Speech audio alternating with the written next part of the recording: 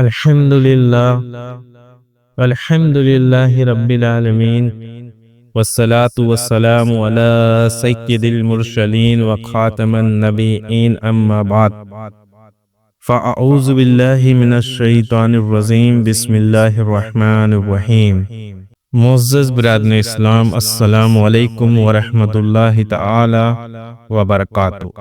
ناظران کرام، آج کا ہمارا بیان اس پر ہے کہ جو غیر مقلد ہمیں بار بار ہم پر شرک کا فتویٰ لگاتے ہیں، تو اصل میں مشرک کون ہوتا ہے اس کے اوپر، اور آج کل وہابی غیر مقلد نام نہاد اہل حدیث ہم سنی مسلمانوں کو مشرک کہتے ہیں اور ہر بات پر شرک کا فتویٰ لگاتے رہتے ہیں۔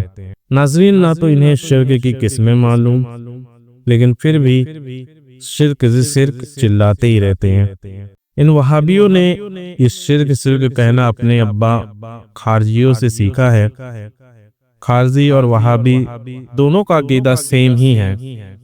خارجیوں نے بھی مسلمانوں پر شرک کے فتوے لگائے تھے اور مولا علی کرم اللہ تعالی وجہہ الکریم اور بہت سے صحابی کو مشرک تک بول دیا تھا، معاذ اللہ رب العالمین۔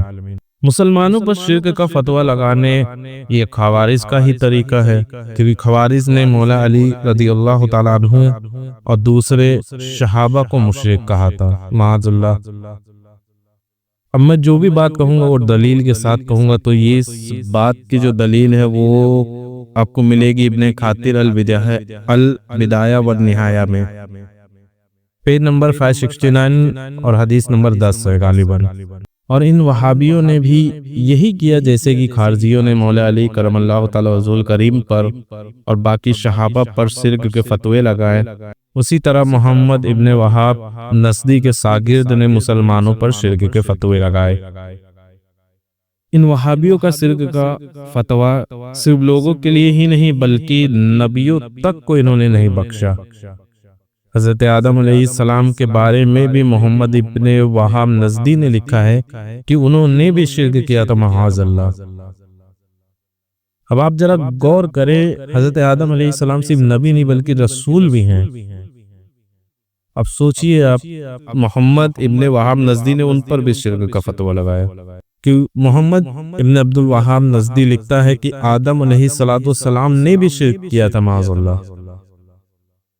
محمد ابن عبد الوہاب نصدی کتاب التوحید چیپٹر 49 نام رکھنے کے بعد میں شرک کرنے کا بیان پیج 122 پہ لاتا ہے کہ حضرت آدم علیہ السلام نے بھی اپنے بیٹے کا نام رکھنے میں شرک کیا تھا، معاذ اللہ۔ کتاب التوحید چیپٹر 49 پیج نمبر 122 پر آپ کو یہ ملے گا، یہ اسی کی کتاب ہے۔ اب ان وہابیوں کے نزدیک سبھی شرک کر رہے تھے۔ حضرت آدم علیہ السلام نے بھی شرک کیا اور پوری امت شرک میں مبتلا تھی، اور محمد ابن عبد الوہاب نصدی نے لوگوں کو شرک سے نکال کے توحید کی طرف لایا۔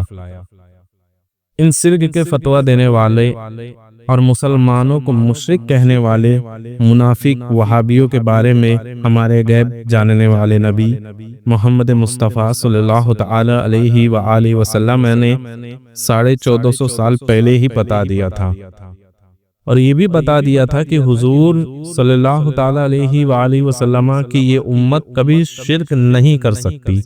چنانچہ حضرت حذیفہ ابن الیمان رضی اللہ تعالیٰ عنہ سے روایت ہے کہ حضور نبی کریم صلی اللہ تعالیٰ علیہ وآلہ وسلم نے فرمایا، مجھے اس شخص کا خوف ہے جو قرآن تو بہت پڑھے گا اور اس پر قرآن کی رونق دیکھی جائے گی، اور اس نے اسلام کی چادر اوڑھ لی ہوگی، پھر اللہ جدھر چاہے گا اس کو لے کے جائے گا، وہ اسلام کی چادر سے نکل جائے گا اور اپنے مسلمان پڑوسی پر تلوار چلائے گا اور اس پر شرک کی تہمت لگائے گا۔ صحابی نے پوچھا، یا رسول اللہ، دونوں میں سے شرک کون ہوگا، مطلب مشرک کون ہوگا؟ تو حضور نے فرمایا، شرک کی تہمت لگانے والا ہی مشرک ہوگا۔ اب آپ کو چاہیے کہ شرک کی تہمت لگائی کس پہ جاتی ہے؟ اہل سنت والجماعت پر، اور لگاتے کون ہے؟ یہ وہابی غیر مقلد۔ تو اس حساب سے تو اصلی مشرک وہی لوگ ہوئے۔ اب اس کی دلیل کیا ہے؟ آپ امام ابن حبان صحیح ابن حبان والوں میں پیج 281 اور 82 پہ یہ حدیث نمبر 81 ہے، اس در آپ کو ملے گی، اور البانی نے اس کو حسن لکھا ہے۔ ابن خاطر تفسیر القرآن والوم 2 پیج نمبر 245 پر لاتے ہیں، اور سورہ اعراف کی آیت 175 میں۔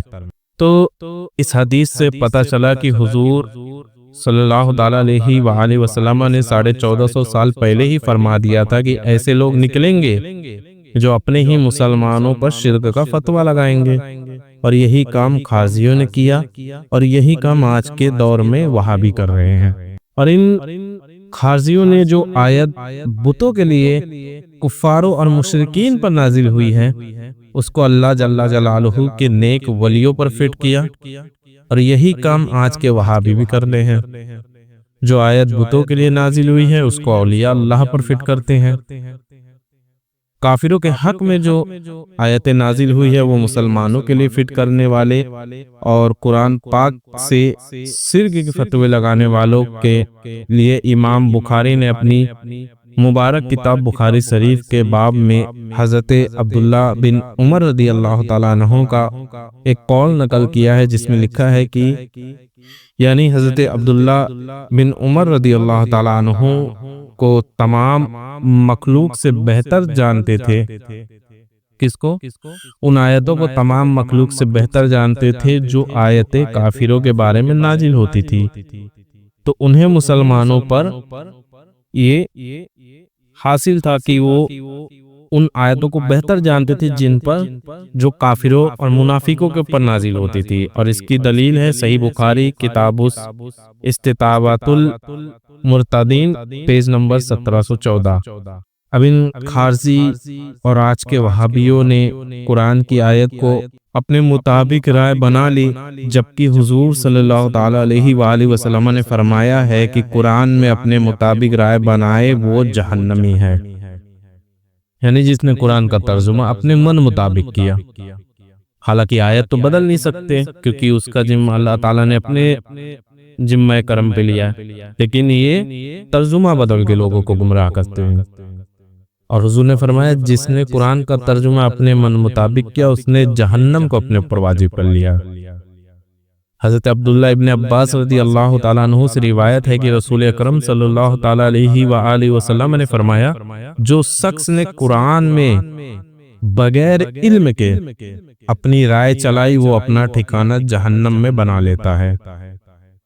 ابھی اس کی اگر آپ کو دلیل چاہیے تو اٹھائیے جامع ترمذی کتاب نمبر 47 کتاب تفسیر القرآن پیج نمبر 651 حدیث نمبر 2950 میں آپ کو یہ حدیث ملے گی۔ اب آپ خود سوچیں، ان خارجی اور وہابیوں نے تو مسلمانوں کو مشرک کہا اور شرک کے فتوے لگائے، لیکن اب آئیے دیکھتے ہیں کہ ہمارے آقا و مولا محمد مصطفیٰ صلی اللہ تعالی علیہ وآلہ وسلم نے اپنی امت کے بارے میں فرماتے ہوئے یہ فرمایا کہ میری یہ امت کبھی شرک نہیں کر سکتی۔ اب جب حضور فرما رہے کہ یہ امت شرک نہیں کر سکتی تو ان کے کہنے سے تو کچھ ہونے والا نہیں، کہ نبی کا فرمان حق ہے۔ حضرت عقبہ بن عامر رضی اللہ تعالیٰ عنہ سے روایت ہے کہ وہ روایت کرتے ہیں کہ حضور نبی اکرم صلی اللہ تعالیٰ علیہ وآلہ وسلم نے فرمایا بے شک میں تمہارا پیشور ہوں اور تم پر گواہ ہوں کہ بے شک خدا کی قسم، یعنی حضور نے یہاں اللہ کی قسم اٹھائی اور فرمایا میں اپنے حوض کوثر کو اس وقت بھی دیکھ رہا ہوں، اور بے شک مجھے زمین کے خزانوں کی کنزیاں یا پھر فرمایا کہ زمین کی کنزیاں عطا کر دی گئی ہے، اور خدا کی قسم مجھے ڈر نہیں کہ میرے بعد تم شرک کرنے لگو گے، بلکہ مجھے ڈر اس بات کا ہے کہ تم دنیا کی محبت میں مبتلا ہو جاؤ گے۔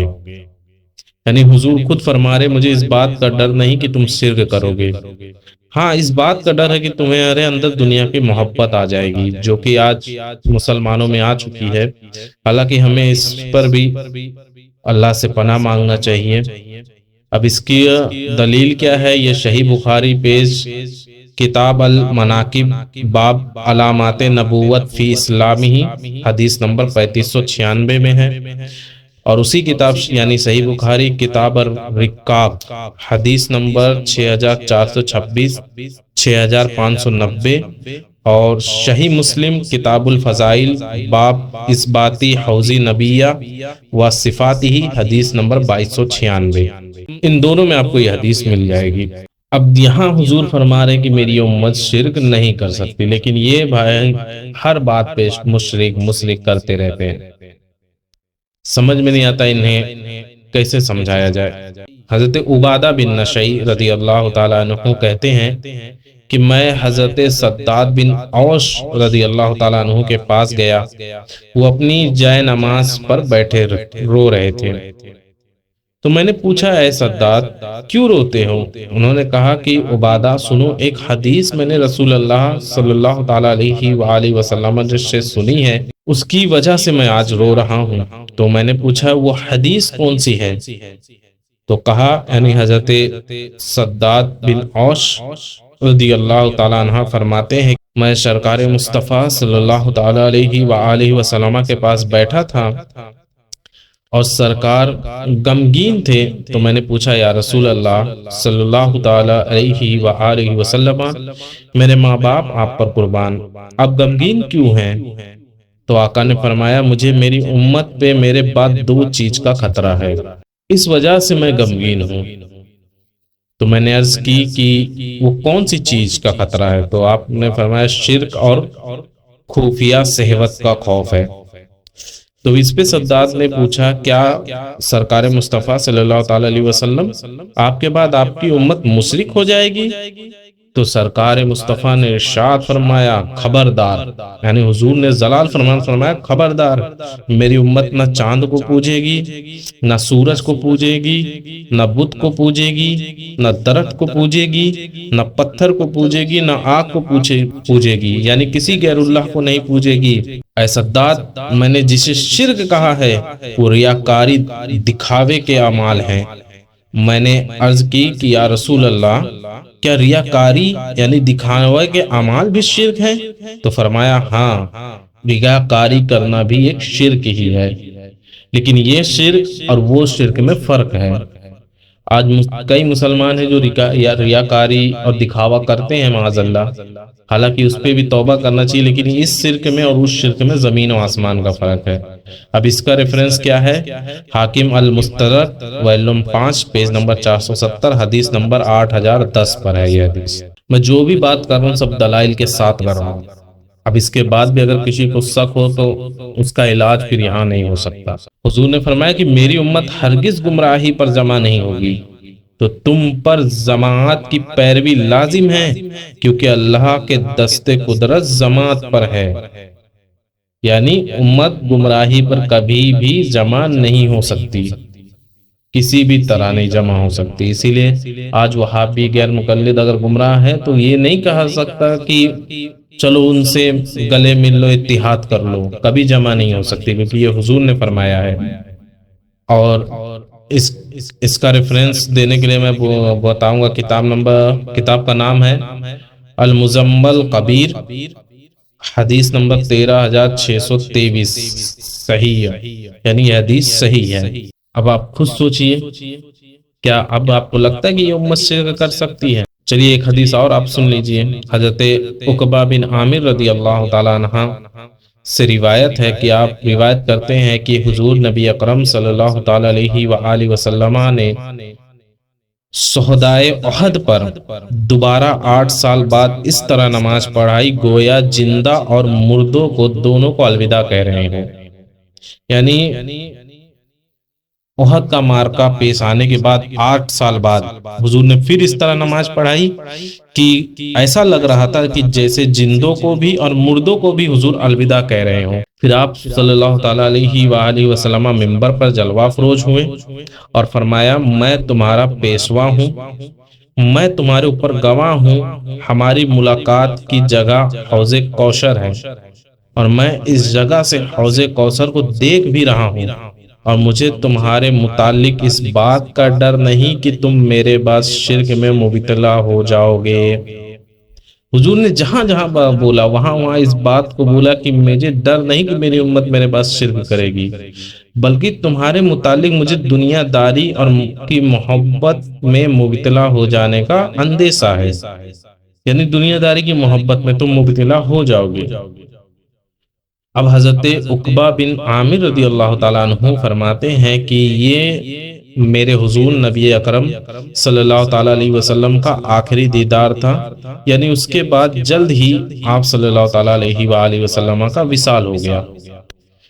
تو یعنی حضور نے اپنے آخری لمحے میں بھی یہ بات کہی کہ مجھے اس بات کا ڈر نہیں کہ میرے بعد تم شرک کرنے لگو گے، ہاں مجھے اندیشہ ہے کہ تم دنیا کی محبت میں مبتلا ہو جاؤ گے، چونکہ آج مسلمان ہیں اس پر۔